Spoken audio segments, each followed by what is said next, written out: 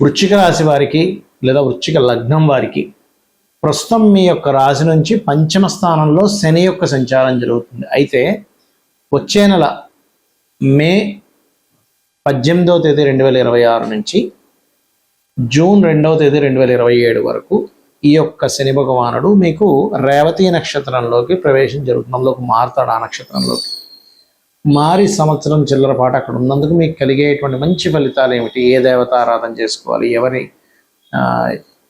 ఎటువంటి విషయాల్లో మీరు జాగ్రత్తగా ఉండాలి, మరియు దేశకాల పరిస్థితుల్లో కలిగేటువంటి మార్పులు ఏమిటి అనేటువంటి అంశాలు చెప్తుంది నేనైనప్పటికీ చెప్పిస్తుంది సాక్షాత్ లలిత అమ్మవారిగా భావిస్తూ ఆ లలితాంబిక అమ్మవారి యొక్క అనుగ్రహం మీకు పరిపూర్ణంగా కలగాలన్న స్ఫూర్తికి కోరుకుంటూ, ఈ గ్రహం ఎప్పుడైతే మీకు పంచమ స్థానంలో రేవతి నక్షత్రంలో ఉందో ముందుగా నేను మీకు మంచి ఫలితాలు ఏమిటి, వేటికి సపోర్ట్ చేస్తుందో చెప్తాను, తర్వాత జాగ్రత్తలు చెప్తాను. పాయింట్ నెంబర్ 1, ఎప్పటి నుంచో వివాహం కోసం ప్రయత్నం చేస్తున్నామండి అవ్వట్లేదు అనుకునేటువంటి వారికి ఈ రేవతి నక్షత్ర ప్రవేశం అనేటువంటిది వివాహ యోగాన్ని కలిగింపజేస్తుంది.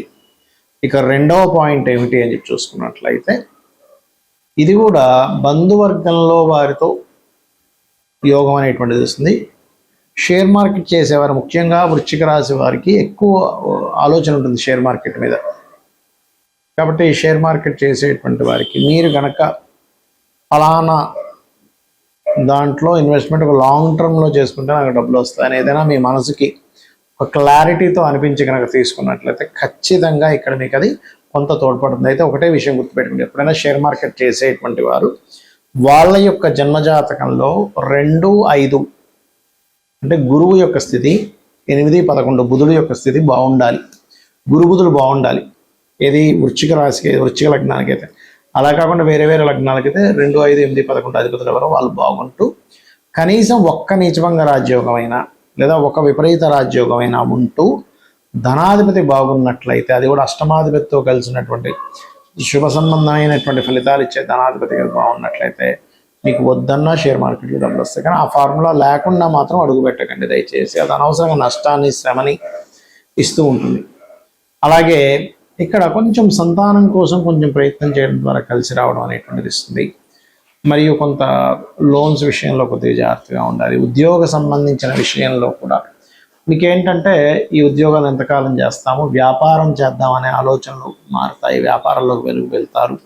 కాకపోతే ఎంతైనా సరే బుధుడు యొక్క రాశుల్లో సంచరిస్తున్న శని కాబట్టి వ్యాపార సంబంధించినటువంటి విషయంలో కొద్దిగా, ఎందుకంటే ఇది దేశకాల పరిస్థితుల్లో కూడా వ్యాపార సంబంధించిన విషయంలో కొన్ని మార్పులు చేర్పులు కొంచెం మందత్వంగా సాగడం అవుతుంది. మీకు అది కాకుండా 11వ అధిపతి యొక్క నక్షత్రం మీద శని యొక్క సంచారం కాబట్టి వృశ్చికం వారికి ఒక రకంగా చెప్పాలంటే రియల్ ఎస్టేట్ రంగాల్లో ఉండేటువంటి వారికి మంచిదే, షేర్ మార్కెట్లో ఉండేటువంటి వారికి కూడా మంచిదే. కానీ స్లోగా డెవలప్మెంట్స్ ఉంటాయనే విషయాన్ని గుర్తెరిగి ఆ రకంగా మీరు ప్రయత్నం కనుక చేస్తూ మీరు ప్రధానంగా ఓం సంపత్కరీ సమారూఢ సింధుర వ్రజ సేవితాయ నమః అనే మంత్రం కనుక చేసుకున్నట్లయితే ఎక్కడ కూడా ధనపరమైనటువంటి విషయంలో ఇబ్బంది కలగకుండా ఉంటుంది.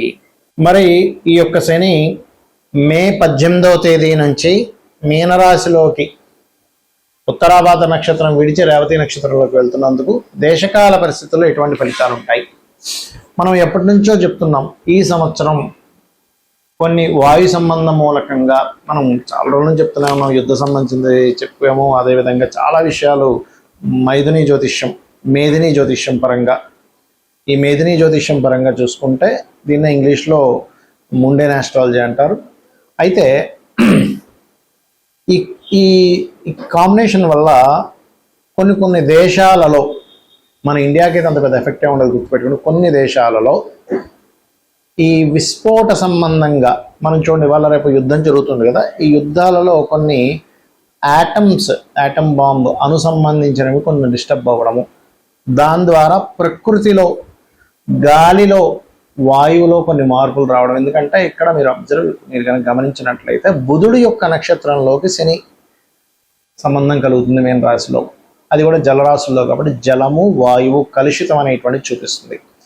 కాబట్టి మీరు ఏ ప్రాంతాల్లో నివసిస్తున్నా ఎక్కడ ఉన్నా కూడా జలము కాచి చల్లార్చిన నీరు తీసుకోవడం చాలా ముఖ్యం ఈ సంవత్సరం అంతా కూడా. అంటే వచ్చే సంవత్సరం జూన్ 2వ తేదీ వరకు కూడా అందరూ ఇది ప్రధానంగా పాటించండి. ఇది షేర్ మార్కెట్ మీద కూడా ఎఫెక్ట్ చూపిస్తుంది. ఎందుకంటే బుధుడు షేర్ మార్కెట్కి కారకుడు, ఆ షేర్ మార్కెట్ కారక నక్షత్రం మీదకి శని వచ్చాడు. అలాగే కమ్యూనికేషన్ రంగాల మీద కూడా ఇది ప్రభావం చూపిస్తుంటుంది. ఆ రకంగా రోగాల ప్రభావము, అదేవిధంగా చాలా దేశాలు అయ్యో ఇంత అప్పు ఉందా ఈ దేశానికి అనేటువంటిది కూడా బయటపడనుంది, గుర్తుపెట్టుకోండి. ఎందుకంటే ఈ శని అప్పులకి కారకుడు, బుధుడు అప్పులకు కారకుడు. ఈ శని ఎప్పుడైతే అప్పులకు కారకుడు అయినటువంటి బుధ నక్షత్రాల్లోకి వెళ్ళి కూర్చుంటున్నాడో ఆర్థిక మాన్యం అనేటువంటిది రాబోతుంది కొన్ని దేశాలకి.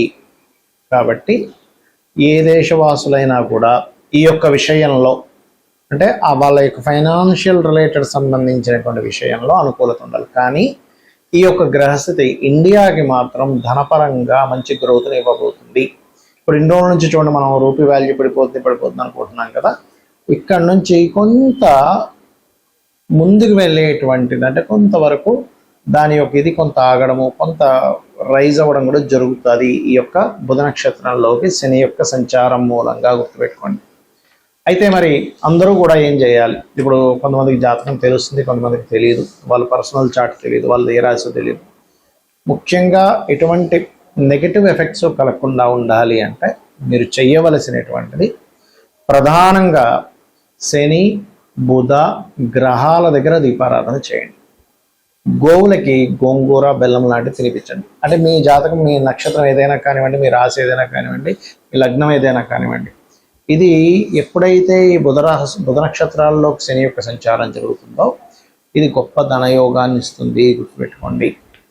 అలాగే మరొక విషయం ఏంటంటే వాళ్ళ యొక్క జన్మజాతకాల్లో వాళ్ళ పర్సనల్ చార్ట్స్ ఉంటాయి కదా, వాళ్ళ యొక్క చార్ట్లో బుధుడి యొక్క మహాదశ కానీ శని యొక్క మహాదశ కానీ నడిచేటప్పుడు వాళ్ళది కనుక లగ్నాన్ని బట్టి, వాళ్ళకుండే ప్లేస్మెంట్ని బట్టి, బుధుడిలో శని కానీ శనిలో బుధుడు కానీ, లేదా మహాదశే డైరెక్ట్గా బుధ మహాదశ కానీ మహాదశే శని మహాదశ కానీ నడిచేటప్పుడు వాళ్ళకు ఉండేటువంటి గ్రహాలలో అది కనుక మంచి ప్లేసుల్లో ఉంటాయంటే 2 అదేవిధంగా 5 కానీ, లేకపోతే పాపగ్రహం అయితే శని అయితే కనుక 3, 6, 11 స్థానాల్లో 10 స్థానాల్లో ఉన్నప్పుడు అది పాజిటివ్ ఫలితాలు ఇస్తుంది.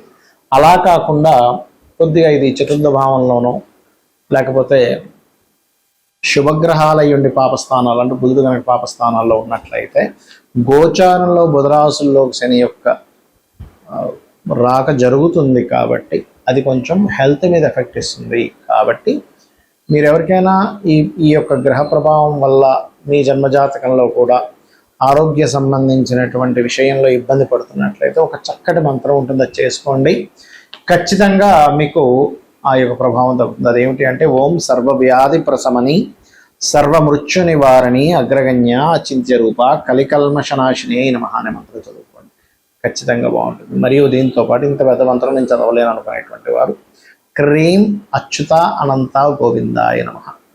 మరియు అప్పులు ఎక్కువగా ఉన్నాయండి, ఆల్రెడీ ఇప్పటికే బుధ మహాదశ నడుస్తుంది, బుధుడు సరైన పొజిషన్లో లేడు, దాంతోపాటు ఇప్పుడు బుధ నక్షత్రాల్లోకి శని వస్తున్నాడు, మీ యొక్క జన్మజాతకంలో కూడా బుధుల్లో శనిలో బుధుడు నడుస్తున్నాడు, అప్పులు విపరీతంగా పెరిగిపోతున్నాయి అనుకునేటువంటి వారు ఇప్పుడు కనుక మీరు ఓం అపర్ణాయ నమః అనే మంత్రంతో పాటు ఓం సంపత్కరీ సమారూఢ సింధుర వ్రత సేవితాయ నమః అనే మంత్రం చేయండి. లేదు మీకు చక్కగా ఇంట్లో హోమం చేసుకునేటువంటి ఏర్పాటు ఉంది అని అనుకోండి ఉదాహరణకి, అప్పుడు మీరు చేయవలసింది ఏంటి అంటే సింపుల్గా ఏం లేదు,